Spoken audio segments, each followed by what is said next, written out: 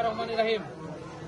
প্রিয় নগর হাওলাবাসী, ত্রয়োদশ জাতীয় সংসদ নির্বাচনে ২ নং গাজীপুর ইউনিয়নে আমাদের নগর হাওলা কেন্দ্রে আপনারা যেভাবে সারাদিন কষ্ট করেছেন, আমাদের গাজীপুর ৩ আসনের অভিভাবক অধ্যাপক ডাক্তার এস.এম. রফিকুল ইসলাম বাচ্চু ভাইকে ভালোবেসে আপনারা তাকে যেভাবে ভোট দিয়েছেন, আমি মনে করি স্বাধীনতার পরে আমাদের এই নগর হাওলা কেন্দ্রে আমরা আজকে যে রেকর্ড সৃষ্টি করেছি, আমার মনে হয় না আমাদের আজকের যে ভোটের পরিমাণ স্বাধীনতার পরে আমাদের বিএনপি এত ভোট পায় নাই।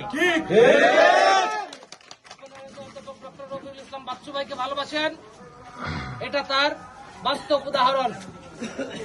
আপনারা যে সারাদিন কষ্ট করেছেন, এই ঋণ আমি কোনোদিন শোধ করতে পারবো না। আমি অধ্যাপক ডাক্তার এস.এম. রফিকুল ইসলাম বাচ্চু ভাইয়ের পক্ষ থেকে আপনাদের সবাইকে অসংখ্য ধন্যবাদ জানাচ্ছি। সম্মানিত উপস্থিতি, আপনারা জানেন আজকে আমাদের নগর হাওলা কেন্দ্রের যে ভোটের যে রেজাল্ট, আমাদের মহিলা কেন্দ্র, এখানে আলমগীর হুসাইন হাত পাকা পেয়েছে 26 ভোট, আশিকুর ইসলাম পিয়াল মহিমাকা পেয়েছে 3 ভোট। আমাদের গাজীপুর ৩ আসনের মা মাটি মানুষের নেতা, আমাদের সকলের অভিভাবক অধ্যাপক ডাক্তার এস.এম. রফিকুল ইসলাম বাচ্চু ভাই ধানের শীষ প্রতীক নিয়ে পেয়েছেন 731 ভোট। রিক্সা তিনি পেয়েছেন 339 ভোট।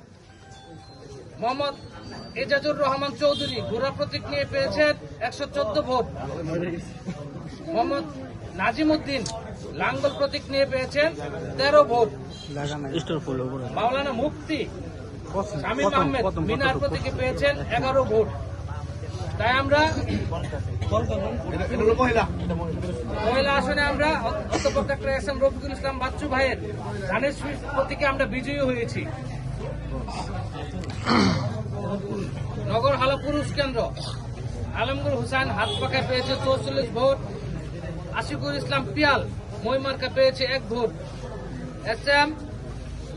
আমাদের যিনি প্রার্থী, আমাদের সকলের প্রিয় নেতা, যাকে আপনারা ভালোবেসে এত ভোট দিয়েছেন, এস.এম. রফিকুল ইসলাম বাচ্চু ভাই ধানের শীষ প্রতীক নিয়ে পেয়েছেন 1090 ভোট। আমরা বিপুল ভোটে আমরা এগিয়ে আছি এবং আমি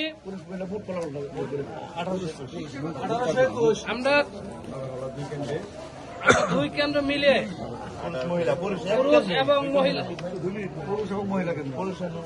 পুরুষ এবং মহিলা কেন্দ্র দুটি মিলে আমরা ভোট পেয়েছি 1821 ভোট। জানাতে চাই, শুধু আমাদের নগর হাওলা কেন্দ্র না, গাজীপুর 3 যে গাজীপুর ইউনিয়ন তথা আমাদের গাজীপুর 3 যত কেন্দ্র আছে, সব দিকে আমাদের অধ্যাপক ডাক্তার এস.এম. রফিকুল ইসলাম বাচ্চু ভাই অনেক ভোটে এগিয়ে। আল্লাহ তাআলার কাছে দোয়া করবেন আমাদের অধ্যাপক ডাক্তার এস.এম. রফিকুল ইসলাম বাচ্চু ভাই এমপি হচ্ছেন ইনশাআল্লাহ।